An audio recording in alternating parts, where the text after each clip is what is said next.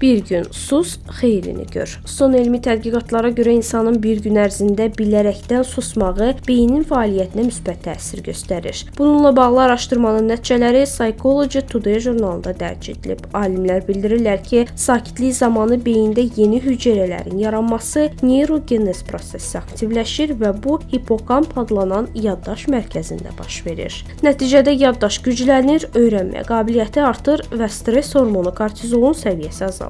Mütəxəssislər qeyd edirlər ki, belə şüurlu sükut həm də zehni aydınlığı, emosional idarə etməni və diqqəti artırır. Hətta bir gün danışmamaq insanın özünü, münasibətlərini və həyat prioritetlərini yenidən dəyərləndirilməsinə kömək edir. Bununla belə alimlər xəbərdarlıq edirlər ki, əgər sükut cəza və ya manipulyasiya vasitəsinə çevrilərsə, bu artıq toksik davranış sayılır. Belə cəza kimi susmaq insanın özünə inamını sarsıdır, emosional zorakılığa və münasibətlərdə gərginliyə səbəb olur.